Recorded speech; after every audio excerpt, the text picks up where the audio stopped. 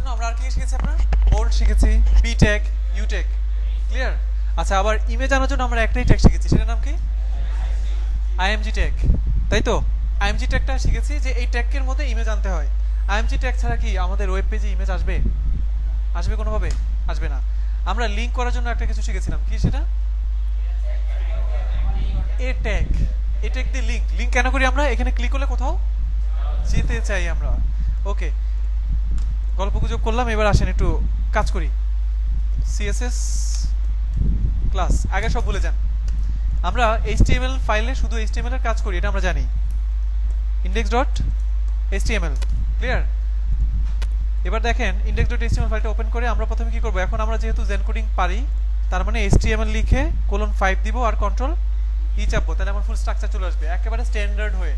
Fine, title একটা নাম দেই সিএসএস ক্লাস। আমরা সিএসএস শিখছি এখন, ঠিক আছে? Okay fine. আরেকটা কাজ করতে হবে কি, যেহেতু আমরা এখন স্টাইলের কাজ করব, এখানে কি করব? একটা style dot CSS file, style dot CSS ফাইলটা আমরা তৈরি করব। ডট দেই নাই, স্টাইল ডট সিএসএস, তাহলে এটা হয়ে গেল। ফাইলটা অলরেডি ওপেন করে ফেলছি। এখন ফাইলটাকে লিংক করতে হবে। লিংক করব কিভাবে? লিংক শুরু করব, তারপর স্ল্যাশ দিয়ে দিব, এখানে বলবো href সমান সমান style স্টাইল ডট সিএসএস, তারপর দিব রিলেশন, রিয়েল লিখে style style shett style sheet,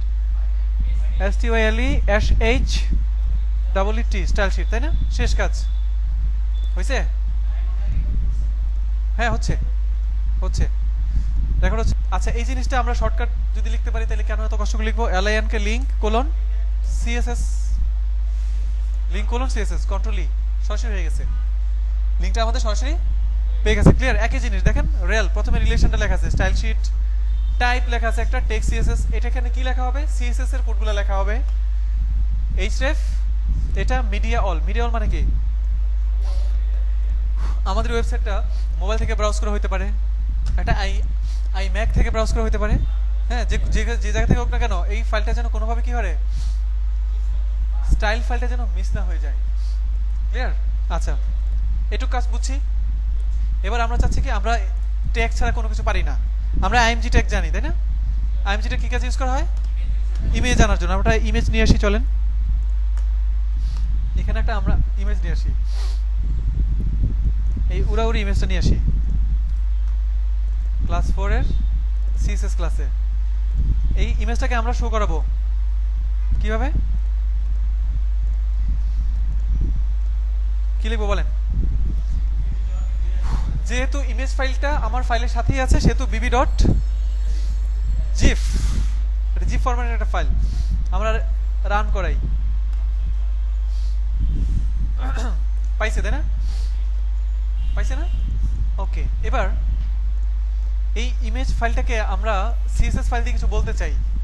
একটা কথা মনে রাখবেন, আমাদের এইচটিএমএল এ এই ট্যাগ ছাড়া আর কোনো কাজ নাই। সিএসএস এ যে হচ্ছে ইমেজটা তুমি এতটুকু বড় হও, ক্লায়েন্ট তো তার পছন্দ মতো ইমেজ চাইবে, তাই না?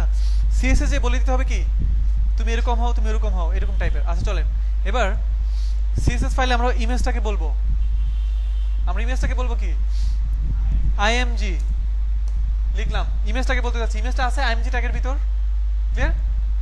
ইমেজটা কিসের ভিতর আছে?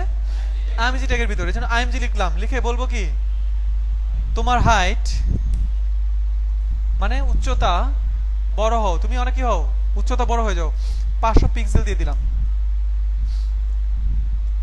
বুঝছি? বড় হয়েছে? সিএসএস এ শুধু বলে দিতে হবে, আমাদের ধরে ধরে বলতে হবে। ধরে ধরে কি, ঘাড় ধরে বলে না, টিচার বলে কি, এই তুই এদিকে আয়, হ্যাঁ, উইথ, আমি হাইট দিয়েছি না, হাইট দিয়েছি, উইথ ছবির উইথ অনুযায়ী অটো হয়ে গেছে। আপনি চাচ্ছেন না অটো উইথ হবে কেন? হ্যাঁ, উইথ দেন, উইথ দিবেন কি 300 পিক্সেল, যে না উইথ অটো আমি চাই না, আমি উইথ চাই, 300 পিক্সেল দিয়ে দেন। কমে গেছে? আমাদের সিএসএস এর কাজই এটা। এইচটিএমএল কে ঘাড় ধরে বলবো, আনবো, ধরে কি মানুষ করবো আর কি, বুঝছি?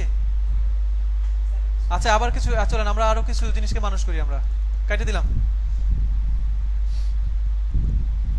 এবার মানুষ করব কাকে? H1 কে মানুষ করব। H1 টাকার মধ্যে কি লেখা আছে? ধরেন সাকিব আল হাসান, এটা লেখা আছে, ক্লিয়ার? এখন নরমালি আমাদের এটা শো করবে, নরমালি এটা শো করবে, এই লেখাটা নরমালি শো করবে। এবার আমি চাচ্ছি কি, আমি চাচ্ছি লেখাটা মাঝখানে আসুক, লেখাটার কালার হোক।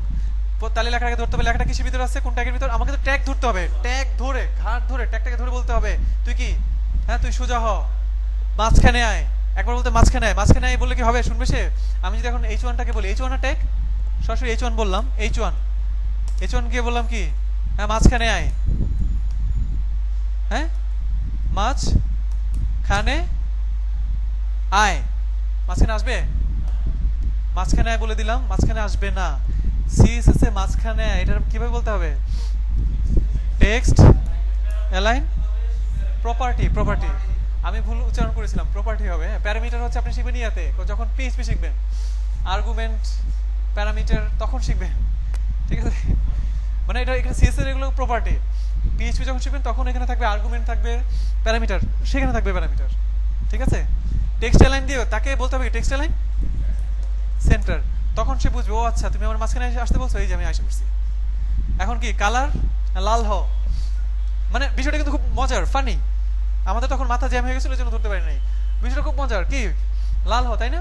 তাহলে লাল হ মানে কি, লাল হ এভাবে না, এভাবে যদি লিখি সে কোনোদিনও বুঝবে না। আপনি যদি চাইনিজে যে বলেন ভাই পরোটা দেন, ওই যে পরোটা খাইতেছেন দেন, একবার কি চিং চুং চাং এরকম কিছু বলবে নাকি?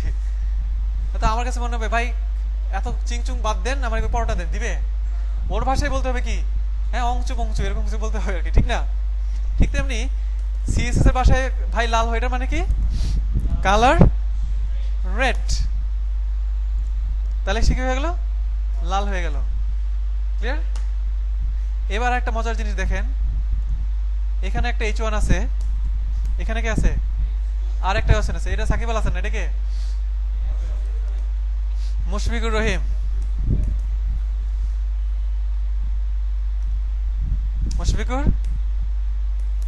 এটা হলো মুশফিকুর রহিম। অটোমেটিক্যালি সাকিব আল হাসান তো লাল হয়েছে, মুশফিকুর রহিম কি হয়েছে, লাল হয়ে গেছে। এটা একটা প্রবলেম। এখন সাপোজ আপনাদের যে গ্রামের বাড়িতে কি থাকে, উত্তর পাড়া দক্ষিণ পাড়া থাকে না? হ্যাঁ, উত্তর পাড়াতে একটা জসিম আছে, খুব ভদ্র ছেলে, 5 ওয়াক্ত নামাজ পড়ে মসজিদে যায়, হ্যাঁ সে আপনার খুবই ভদ্র ছেলে এলাকায়, জসিম খুব ভালো ছেলে। দক্ষিণ পাড়ায় আরেকটা জসিম আছে, কি চেন ঘুরাই ঘুরে রাস্তা দিয়ে হাঁটে, হ্যাঁ খুবই বিপজ্জনক মানুষ, কালা জসিম। এখন এই যে H1 দুইটা এখানে, তাই না? এখন দুইটা H1 এর প্রবলেম হয়ে গেল না? এই জন্য CSS এ আমরা একটা কাজ করব, এই H1 কে নিয়ে যাব একটা div এর মধ্যে। div ট্যাগের কাজ হচ্ছে ডিভিশন করে ফেলা, বিভাগ করে ফেলা, কি করা, এলাকায় ভাগ করে ফেলা। div শুরু করব, div শেষ করব ট্যাগ, মাঝখানে নিয়ে যাব কাকে, সাকিব ভাইকে নিয়ে যাব মাঝখানে আর কি, নিয়ে গেলাম না? আবার এখানে কি শুরু করলাম, div শুরু করলাম, div শেষ করলাম, শেষ হয়েছে। এখানে নিয়ে গেলাম মুশফিকুর রহমান ভাইকে, ক্লিয়ার? এবার এই H1 এটা কোন এলাকার? একটা div কখনো কাজ করে না কিসের, div আপনি যদি নাম না দেন, div এর একটা নাম দিয়ে দিতে হয় আর কি। কি নাম? এটা হলো উত্তরপাড়া ক্লাস। দুই ভাবে নাম দেওয়া যায়, একটা হচ্ছে ক্লাস করে অথবা একটা আইডি করে। আমরা ক্লাস করে দিলাম, ক্লাস দিয়ে div এর নাম মানে এলাকা, div মানে কি একটা এলাকা, উত্তরপাড়া দক্ষিণপাড়া, তাই না? div মানে এলাকা মানে জায়গা, এই জায়গাটার নাম দিয়ে দিব, কি দিয়ে, ক্লাস দিয়ে দিব নাম। ক্লাস লিখে ক্লাস অ্যাট্রিবিউট দিয়ে কি লিখবো, উত্তরপাড়া, এটা হলো উত্তরপাড়ার H1, ঠিক আছে? আর এইখানে কি দিব, ক্লাস দিয়ে একটা নাম দিয়ে দিব div এর, দক্ষিণপাড়া, বুঝছি? div মানে কি জায়গা, একটা জায়গায় ভাগ করে দিলাম। এই H1টাকে এই উত্তরপাড়ার মধ্যে রাখলাম, এই H1টাকে কোথায় রাখলাম, দক্ষিণপাড়ার মধ্যে রাখলাম। এই এখন সিএসএস এই যে H1 আছে না, H1টাকে শুধু বলে দিব কি, এখানে আগে বলে দিব যেহেতু ক্লাস দিয়ে ডিবের নাম ক্লাস দিয়ে দিয়েছি সেহেতু দিব ডট। নাম কি দিয়েছি ডিবের? উত্তরপাড়া। সেই সেম এখানে যে নামটা দিয়েছি ডট দিয়ে সেই নামটা লিখে দিব। উত্তরপাড়ার H1, এই উত্তরপাড়ার H1 তুই কি হবি? Textile and centre, colour red. এখন দেখেন শুধুমাত্র উত্তরপাড়ার যেটা সেটা কি স্টাইল হয়েছে, দক্ষিণ পাড়াটা চলে গেছে আলাদা। বুঝছি? মানে H1 উত্তরপাড়াটাকে ডাক দিছি, আমি কল করেছি উত্তরপাড়াটাকে, কল করে বলেছি কি উত্তরপাড়ার যে H1 তুই কি হ, টেক্সটাইল এন্ড সেন্টার হ, কালার রেড হ, ফন্ট সাইজ 50 পিক্সেল হ। সে কিন্তু কাজ করতেছে। এখন দক্ষিণ পাড়াটা চুপ করে বসে আছে। দক্ষিণ পাড়াটাকে চলেন ধরি, তাহলে কি করব? যেহেতু ক্লাস ওই জায়গার নামটা কি দিয়ে দেওয়া, ক্লাস দিয়ে দেওয়া, কি দেওয়া ক্লাস দিয়ে, দক্ষিণ পাড়া। দক্ষিণ পাড়ায় যাই, ঠিক আছে? দক্ষিণ পাড়ার H1 তাকে আলাদা বলে দেই, ওর কালার হবে কি, কালার হোক green, textile line, textile line হোক কি রাইট, ফন্ট সাইজ 100 দেই। দক্ষিণ পাড়ার কি, আর দক্ষিণ পাড়ার মানুষ খাওয়া দাওয়া বেশি করে, এই জন্য কি ওকে। তাহলে কি হলো, এটা চলে আসছে। ক্লিয়ার? এটুকু বুঝছেন?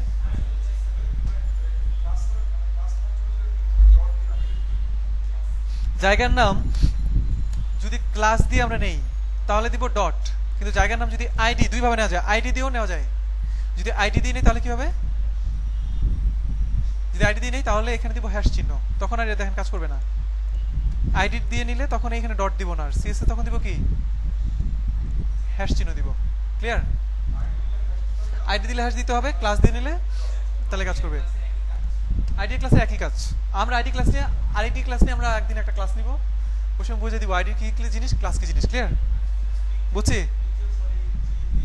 ইঞ্চি দিয়ে নেওয়া যাবে, সব দেখাবো আমি, সবকিছু আস্তে আস্তে নিব। পিক্সেল আমরা ইঞ্চি দিয়ে নিতে পারবো, মিলিমিটার দিয়ে নিতে পারবো, সব দিয়ে নিতে পারবো আর কি। এইটুকু পর্যন্ত ক্লিয়ার? বলেন। হ্যাঁ, রহিম কালারটা লাল করতে যাচ্ছেন, আচ্ছা আসেন। স্প্যান আমরা বলেছিলাম কোন একটা লাইনের মধ্যে কোন একটা জিনিসকে যদি চেঞ্জ করতে চাই, রহিমটাকে স্প্যানে নেই, স্প্যানে নিয়ে নিলাম, স্প্যানের ভিতর রহিমটাকে নিয়ে নিলাম। ওকে, এবার দেখেন স্প্যানকে বলতে হবে আমার, স্প্যানকে ধরবো, ধরে বলবো লাল হও। কার ভিতর? দক্ষিণ পাড়ার H1 এর ভিতরের স্প্যান। জাস্ট বুঝেন, খুব মজার জিনিস কিন্তু। দক্ষিণ পাড়ার H1 আমরা একটু কপি করি তাড়াতাড়ি করার জন্য। দক্ষিণ পাড়ার H1 এর ভিতরের স্প্যানটাকে বলবো কি, কালার রেড। বুঝতে পেরেছেন? দক্ষিণ পাড়ার H1 এর ভিতরের যে স্প্যান, সেই স্প্যান হবে কালার রেড। ক্লিয়ার? আপনারা এইটুকু শুধু ট্রাই করতে থাকেন, ট্রাই করতে থাকলে আমার মনে হয় যে